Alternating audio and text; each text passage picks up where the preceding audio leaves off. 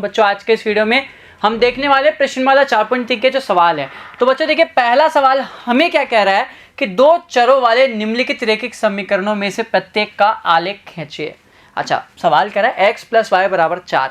बच्चों हमने देखा था आलेख के लिए सबसे पहले अगर हमें इसका आलेख खींचना है तो क्या करना है, सबसे आसान तरीका एक बार x का मान 0 रखिए और एक बार y का मान 0 रखिए तो हमें निर्देशांक मिल जाएंगे। अच्छा देखिए x का मान अगर 0 रखा तो y का मान अपने आप में 4 हो गया, और जब y का मान 0 रखा तो x का मान कितना हो गया, अपने आप में 4। तो क्या बिंदु मिले 0,4 और एक हो गया 4,0। ठीक है, यही हुआ। अच्छा देखिए इसका ग्राफ बनाना है, एक है हमारे पास 0,4 और एक है 4,0। अब देखिए किस तरह से हमारा ग्राफ बनेगा। तो 0,4 x का मान 0 है, y का मान 4 है, कहाँ बनेगा, y की धनात्मक दिशा पे बनेगा ना। तो ये बिंदु हो गया एक, तो इसका मान कितना है 0,4। और जब y का मान 0 है तो x अक्ष की दिशा में, x का मान धनात्मक है तो x अक्ष की धनात्मक दिशा में आ जाइए। x का मान 0 है तो y का मान 0 है तो x का मान कितना 4, बिंदु कितने हो गए 4,0। अगर इन दोनों को मिलाया जाए तो इस तरह से मिल जाएगा ना बच्चों।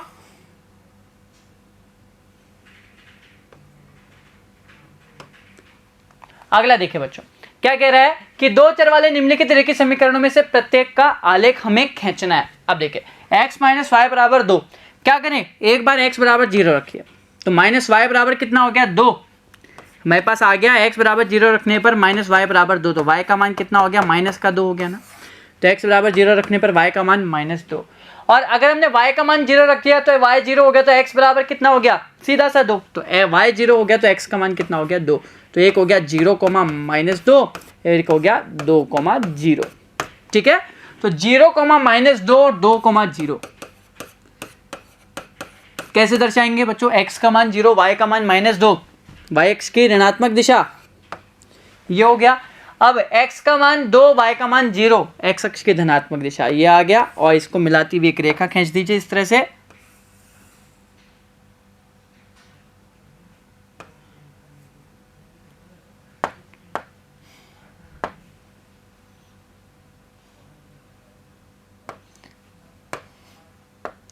चलिए हम एक बार सीधी रेखा खींच देते हैं इस तरह से, ये देखिए इस तरह से जाएगी और इसको आप आगे भी बढ़ा सकते हैं।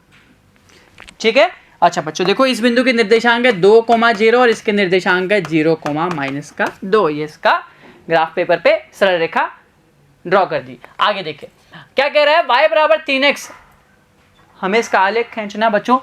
x बराबर क्या रख दें, एक बार देखो 0 रखें तो दोनों मान कितने हो जाएंगे 0, 0। देखिए x = 0 रखा तो y का मान अपने आप में 0 हो गया। अच्छा देखिए अगर x का मान 1 रख दें तो y का मान 3 एकम कितना हो गया 3 हो गया ना। तो एक मान हो गया 0, 0 और एक हो गया 1,3। बच्चों किस तरह की रेखा है, जो अनुत्क्रमानुपाती है ना, समानुपात के अंदर है। अच्छा तो इसके अंदर एक और मान निकालना होता है बच्चों, एक ऋणात्मक मान निकाल लीजिए जिससे आपकी जो सरल रेखा है वो बहुत अच्छे से बन जाएगी। अच्छा मान लीजिए x का मान एक ऋणात्मक मान लिया -1, तो y का मान कितना हो गया -3 हो गया। एक हो गया -1, -3। तो एक मान है 0,0, एक मान है 1,3, एक है -1, यही है बच्चों।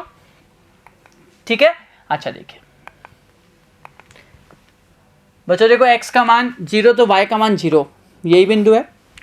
जब x का मान 1 है तो y का मान 3। बच्चों x का मान 1 है, y का मान 3, यहीं करीब आएगा ना, देखिए ऐसे यही बिंदु आएगा।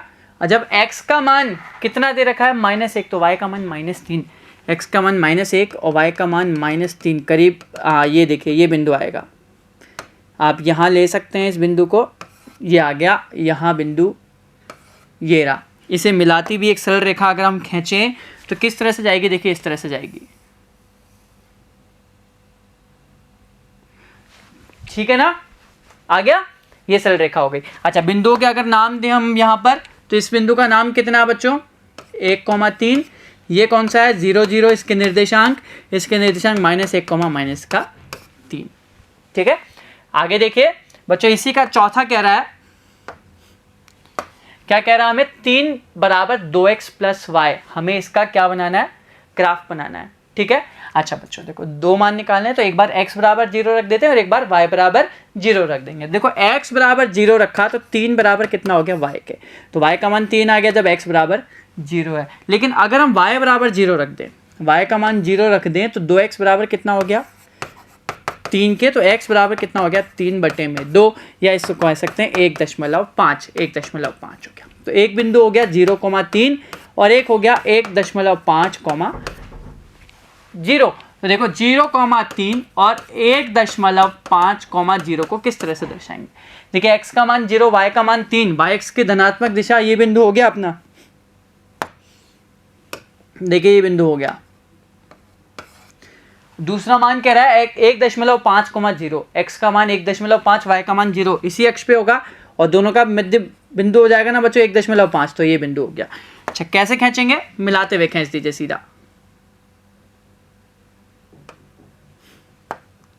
ये बात देखिए यहां से लेते हैं सीधा और ये आएगा इस तरह से, ठीक है। अच्छा देखिए इसके जो मान है वो कितना हो गया 1.5,0 और इस बिंदु का मान कितना है 0,3, ठीक है बच्चों। ये हो गई सरल रेखा ये वाली। आगे देखिए सवाल नंबर 2 क्या कह रहा है, बिंदु 2,14 से होकर जाने वाली दो रेखाओं के समीकरण लिखिए। इस प्रकार की कितनी और रेखाएं हो सकती है और क्यों हो सकती है, हमें ये भी बताना है। तो बच्चों पहली चीज इसके दो समीकरण हम बता दें। बच्चों x का मान हमें यहाँ पर दे रखा है 2, y का मान हमें दे रखा है यहाँ पे 14। अच्छा बच्चों देखो पहला समीकरण तो हम इस तरह से कह सकते हैं ना, x प्लस जो y है बराबर कितना हो जाएगा, दोनों को जोड़ दे तो 14 और 2 16। ये इसका एक समीकरण है, ये इन दो बिंदु से होकर के जाएगी ना। अगर ये समीकरण है इसको हल करेंगे तो ये इस तरह से आएगा, x का मान 2 रखेंगे तो y का मान कितना मिल जाएगा 14 मिल जाएगा ना, ठीक है। अगर हम इस तरह से लिखें y माइनस एक्स तो कितना हो जाएगा, 14 में से 2 गया 12। ये समीकरण भी इसी बिंदु को दर्शाएगा। अगर हम एक और तरीके से अगर हम इसे लिख सकते हैं ना बच्चों, क्या लिख सकते हैं 2x प्लस y देखा जाए तो हमारे पास कितना हो जाएगा 18। देखो 2 दूनी 4 प्लस 14 कितना हो जाएगा 18। तो बच्चों देखो ऐसे बहुत सारे समीकरण होंगे, हमने इसको समीकरण के रूप में लिखा 2, ऐसे देखिए ये भी लिख दिया। ऐसे बहुत सारे समीकरण हो सकते हैं। क्यों हो सकते हैं, इन्होंने पूछा इस प्रकार की और कितनी रेखाएं हो सकती है, इस तरह की अनंत रेखाएं हो सकती है। क्यों हो सकती है, क्योंकि एक बिंदु से बहुत सारी रेखाएं जाती है, एक बिंदु से जाने वाली रेखाओं की संख्या अनंत है, तो इसलिए अनंत हो सकती है, ठीक है बच्चों, क्योंकि एक ही बिंदु है, इससे जाने वाली बहुत सारी रेखाएं होती है। आगे देखिए बच्चों क्या कह रहा है, यदि बिंदु 3, 4 समीकरण 3y बराबर ax प्लस 7 के आलेख पर स्थित है तो a का मान हमें ज्ञात करना है, ठीक है। अच्छा देखिए सबसे पहले इसका आलेख बना ले बच्चों। यदि बिंदु इन्होंने कहा 3, 4 समीकरण 3y बराबर ax प्लस 7 के आलेख पर स्थित है। बच्चों एक चीज याद रखना, जैसे मान लीजिए ये इसका आलेख है, ये 3y प्लस 3y बराबर ax प्लस 7 ये रेखा है का समीकरण है, ये इस रेखा का समीकरण है। उस रेखा के ऊपर कोई बिंदु है, मान लीजिए 3,4। तो याद रखिएगा अगर किसी रेखा के ऊपर कोई बिंदु होता है तो उस रेखा के समीकरण को संतुष्ट करता है। मतलब अगर हम ये 3 और 4 x और y की जगह रखेंगे तो उसके LHS और RHS के मान बिल्कुल बराबर आएंगे या 0 हो सकता है समीकरण का मान, ठीक है। तो अगर कोई बिंदु एक समीकरण की रेखा के ऊपर है तो उसको संतुष्ट करेगा, मतलब हम यहाँ पर x और y की जगह ये मान रख सकते हैं, तो बराबर हो जाएंगे उसके LHS और RHS। अच्छा देखिए x की जगह कितना रखना है 3 और y की जगह कितना होगा, इसका मान 4। अब देखिए y की जगह 4 रखा तो 3 × 4 बराबर a × 3 प्लस का 7, 4 × 12 बराबर 3a प्लस का 7, 12 माइनस 7 बराबर हो गया 3a, 12 में 7 के 5 बराबर 3a, a बराबर हो गया 5/3। तो a का मान आ गया हमारे पास 5/3। तो a का मान कितना आया यहाँ से 5/3 आ गया बच्चों, ठीक है। आगे देखिए क्या कह रहा है, नगर में टैक्सी का किराया निम्नलिखित है। पहले किलोमीटर का किराया 8 रुपये और उसके बाद की दूरी के लिए प्रति किलोमीटर जो किराया वो है 5 रुपये कह रहा है। यदि तय की गई दूरी x किलोमीटर है और कुल किराया y रुपये हो तो इसका एक रेखिक समीकरण हमें लिखना है और उसको आलेख भी खींचना है। अब देखिए कैसे करेंगे बच्चों। देखो हमें क्या कहा गया, पहले किलोमीटर का किराया 8 रुपये, y क्या है कुल किराया। बच्चों कुल किराया में कैसे निकालेंगे, जैसे मान लीजिए कुल किराया हमें निकालना है तो 8 रुपये तो फिक्स है ना, जैसे कोई गाड़ी में बैठेगा तो 8 रुपये लग गया। और उन्होंने कहा इसके बाद हर 1 किलोमीटर उसके बाद की दूरी के लिए प्रति किलोमीटर किराया कितना है 5 रुपये। बच्चों मान लीजिए कुल दूरी x है, पहले किलोमीटर का किराया तो 8 रुपये हो गया ना। अब इसके बाद जितनी भी दूरी बची वो x माइनस 1 ही तो होगी ना, पहले से 1 कम। 10 किलोमीटर हमें चलना है, पहले किलोमीटर का किराया कितना है 8 रुपए, और इसके अलावा जितने भी किलोमीटर होंगे मतलब x माइनस 1 मतलब 9 किलोमीटर, 10 माइनस 1, तो 10 माइनस 1 किलोमीटर का किराया किस हिसाब से होगा, 5 रुपए के हिसाब से होगा। तो हम इसको किस तरह से दर्शाएंगे, कुल दूरी अगर x किलोमीटर है तो पहले किलोमीटर का किराया 8 रुपए के हिसाब से, और x माइनस 1 किलोमीटर का किराया किसके हिसाब से है, 5 रुपए के हिसाब से। तो देखिए x माइनस 1 किलोमीटर का किराया किस हिसाब से होगा, 5 रुपए के हिसाब से। अब देखिए इसको समीकरण में अच्छे से बनाएं तो y बराबर कितना हो गया, 8 प्लस 5x माइनस का 5, y बराबर कितना हो गया, 5x प्लस का 3। ये मान लीजिए हमें इसको रेखिक समीकरण के रूप में लिखना, मतलब ax plus B Y plus C बराबर 0 के रूप में, तो सबको एक तरफ ले लें। माइनस का 5x हो गया, प्लस का y हो गया, और माइनस का 3 बराबर 0। हम इसको इस तरह से लिख सकते हैं ना बच्चों। चलिए ये हो गया। अब हमें क्या करना है, रेखिक समीकरण तो बना दिया, इसका आलेख भी खींचना है। तो देखिए आलेख खींचने के लिए हमें क्या करना होगा, यहाँ पर बच्चों एक बार तो देखो x बराबर 0 रख दो, और एक बार क्या करते हैं y बराबर 0। तो देखिए इसी में रख दें मान, x बराबर 0 रखते हैं, y बराबर सीधा सा मान कितना आ गया, 3 आ गया। और अगर हम y का मान 0 रख देते हैं, मान लीजिए यहाँ पे y का मान 0 रखा तो कितना हो गया, 5x प्लस 3, ये 3 उधर जाके माइनस का हो गया बराबर 5x, और x बराबर हो गया माइनस का 3/5, यही होगा। और इसको अब हल करें तो कितना आएगा, 0.6 करीब आएगा, माइनस का 0.6 आ जाएगा। ठीक है, कब, जब हमने क्या रखा, y बराबर 0 रखा तो x का मान कितना आ जाएगा, माइनस का 0.6। जब y बराबर 0 रखा तो x का मान आ गया माइनस का 0.6, तो एक आ गया 0,3, एक आ गया माइनस का 0.6,0। ठीक है, अच्छा देखिए इसको दर्शाएं तो 0,3 आया बच्चों, और एक आया माइनस का 0.6,0। देखिए x का मान 0 रखने पर y का मान कितना मिल रहा है, 3, x का मान 0, y का मान 3, ये आ गया बिंदु। दूसरा कह रहा है बच्चों x का मान माइनस का 0.6, x का मान माइनस का दशमलव कहाँ मिलेगा, इधर की तरफ ये आएगा ना ऋणात्मक, क्योंकि y का मान 0 है। अब बच्चों माइनस का 0.6 के लिए हमें क्या करना होगा, इसके टुकड़े करने होंगे। इसको अगर 6 बराबर भागों में बांट दिया जाए,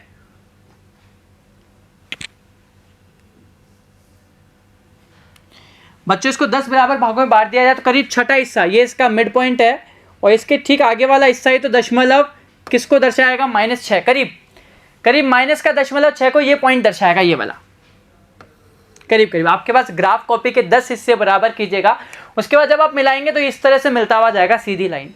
ठीक है ना, अच्छा देखिए, और इसका ग्राफ किस तरह से हो जाएगा, ये इस तरह से आ जाएगा, यहाँ से मिलाता हुआ, ये देखिए इस तरह से आ जाएगा। आप इसको थोड़ा सा और इधर की तरफ ले जा सकते हैं, इस तरह से देखिए।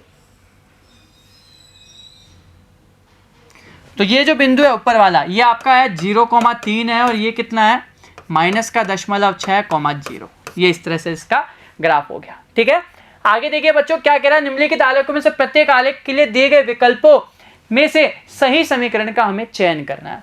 ठीक है बच्चों, अब देखिए इन्होंने कहा, चलिए इस बिंदु से स्टार्ट करते हैं, इसका मान रख करके देखते हैं कि कौन सा इसको संतुष्ट कर रहा है। ध्यान रखिएगा बच्चों, जो आलेख मध्य बिंदु से जाता है, जो क्या बोलते हैं केंद्र बिंदु से, मूल बिंदु से होकर के जाता है, उसका जो मान होगा, समीकरण कैसा होगा, व्युत्क्रम अनुत्क्रमानुपाती होगा। अच्छा देखिए बच्चों, क्या ये अनुत्क्रमानुपाती है, बिल्कुल है, ये भी अनुत्क्रमानुपाती है, ये नहीं है ना। अच्छा एक बात चेक कर लेते हैं फिर भी बच्चों, x का मान 0 रखने पर y का मान 0 आ रहा है क्या, इसमें रखा बिल्कुल आ रहा है, इसमें रखा x का मान 0 रखने पर y का मान 0 आ रहा है, x का मान 0 रखने पर y का मान 0 यहाँ भी आ रहा है, x का मान 0 रखा तो y का मान 0 यहाँ नहीं आ रहा, तो ये इसका आंसर नहीं है। ठीक है, ये हो नहीं सकता। अच्छा दूसरा कह रहा है कि x बराबर -1 रखने पर y बराबर 1 आ रहा है क्या, बच्चों इसमें रख के देखें, x बराबर -1 रखा तो y बराबर कितना आ गया, -2, जबकि यहाँ कितना आ रहा है, 1, नहीं हो सकता। अच्छा यहाँ पर रख के देखें, x बराबर -1 रखने पर क्या y बराबर 1 आ रहा है, यहाँ पे x बराबर -1 रखने पर y बराबर क्या आएगा, -1 आएगा, 1 तो नहीं आएगा, तो ये भी सही नहीं है। अच्छा यहाँ रख के देखिए, x प्लस y बराबर 0 दे रखा है, x बराबर हमने रखा -1, तो -1 रखा तो y बराबर कितना आना चाहिए, +1 आ रहा है ना, बिल्कुल आ रहा है, तो ये इसको संतुष्ट कर रहा है। ठीक है, आगे कह रहा है इसमें से चेक करना है किसका, बच्चों देखो विरुद्ध क्रमानुपाती तो होगा नहीं, तो ये इसके लिए हो नहीं सकता y बराबर x, क्योंकि ये तभी पॉसिबल है जब ये मूल बिंदु से होकर के जाए। अच्छा देखिए, यहाँ कह रहा है कि x बराबर 2 रखने पर y का मान 0 आ रहा है। बच्चों x बराबर 2 रखा, 2 - 2 0 हो गया। क्या यहाँ पे x बराबर 2 रखने पर इसका मान 0 हो जाएगा? नहीं आ रहा। अच्छा, यहाँ पे x बराबर 2 रखा तो ये 2 उधर जाके माइनस का हो गया, 6 में से 2 गया 4, 2y बराबर 4 आ रहा है, मतलब y बराबर कितना हो जाएगा? 2। तो ये भी संतुष्ट नहीं कर रहा, केवल कौन सा मान संतुष्ट कर रहा है? y बराबर x - 2। तो 2 - 0, तो 2 - 0 पे इसका मान 0 आ रहा है, 2 - 2 पे इसका मान 0 आ रहा है, मतलब y बराबर x - 2 समीकरण का ग्राफ है ये। ठीक है, तो बच्चों इसी के साथ हमारा ये वीडियो यहीं समाप्त होता है। मिलते हैं आपसे हमारे अगले वीडियो के अंदर, जहां हम इसी प्रश्नमाला 4.3 के आगे के सवालों की चर्चा करेंगे। धन्यवाद।